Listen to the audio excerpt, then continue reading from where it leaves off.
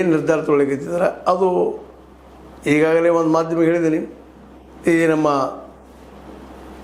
ಕಾಂಗ್ರೆಸ್ ಮತ್ತು ಜೊತೆಗಾರರು ಅಂದ್ರೆ ಈ ವಿಜಯ್ ಅವರ TVK ಕೂಡಿಕೊಂಡು ರಾಜೀನಾಮೆ ಕೊಡೋದಾಗಲಿ ಕೂಡಿ ಸರ್ಕಾರ ರಚಿಸಿದರೆ ಭವಿಷ್ಯದಲ್ಲಿ ನಿಶ್ಚಿತವಾಗಿಯೂ ನಮ್ಮ ಈ ಸ್ಟಾಲಿನ್ ಅವರಿಗೆ ಮತ್ತು ಪಳನಿಸ್ವಾಮಿ ಅವರಿಗೆ ತೊಂದರೆ ಆಗೋದು ಎರಡು ಮತ ಇಲ್ಲ.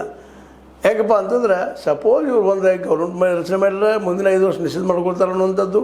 ಅಂದರೆ ಮಾಡದ ಅದನ್ನು ಒಡೆದ ಇವರು ಸರ್ಕಾರ ರಚನೆ ಮಾಡಿದರೆ ಇವ್ರು ಭಾಳ ದಿನ ಬದುಕಲಿಕ್ಕಿಲ್ಲ ಅನ್ನುವಂಥ ಮಾತುಗಳು ಕೇಳಿ ಬರ್ತಾಯಿದ್ವು. ಅದೇನೂ ಆಗಲಿ, ಆದರೆ ಇಲ್ಲಿ ಗೊಂದಲ ಆಗಲಿ ತೆಕ್ಕಾಟ ಆಗಲಿ ಅನ್ನೋ ಉದ್ದೇಶದಿಂದನೇ ಇವತ್ತು ರಾಜ್ಯಪಾಲರು ಹೆಂಗೆ ಮಾತಾಡಬೇಕು ಅನ್ನೋದನ್ನು ಕೇಂದ್ರ ಹೇಳ್ಕೊಡ್ತಾ ಇದ್ದಾರೆ. ಅದಕ್ಕೆ ಅದು ಹೇಳ್ತಾ ಇದೆ, ಇಲ್ಲಪ್ಪ ಆ್ಯಕ್ಚುಲಿ ನಿಮಗೆ ಗೊತ್ತದ ಬೊಮ್ಮಾಯಿ ಅವ್ರ ಕೇಸಲ್ಲೇ ಒಬ್ಬ ಮುಖ್ಯಮಂತ್ರಿ ಏನು ನಿರ್ಣಯ ಮಾಡೋದು ಎಲ್ಲಪ್ಪ ಅಂದ್ರೆ ಸದನದೊಳಗೆ, ಹೊರಗಲ್ಲ ಅಂತ. ಆ ಕೆಲಸ ಅಲ್ಲಿ ಆದರೆ ಇನ್ನೂ ಅದಕ್ಕೆ ಉತ್ತರ ಸಿಗ್ಬೋದು.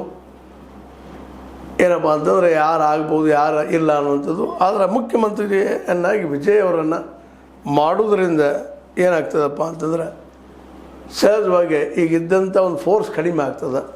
ಮತ್ತು ಒಂದು 6 ತಿಂಗಳ ತಪ್ಪು ಮಾಡ್ತಾನೆ ವಿಜಯ್ ಅವರು.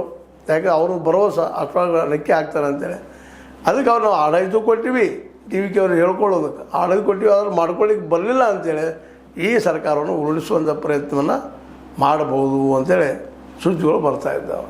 ಒಟ್ಟಾರೆಯಾಗಿ ಇದೊಂದು 6 ತಿಂಗಳು ವೇಟ್ ಎಣಿಸಿ ಏನಾಗ್ಬೋದು, ಬದಲಾಗ್ಬೋದಾ ಅನ್ನುವ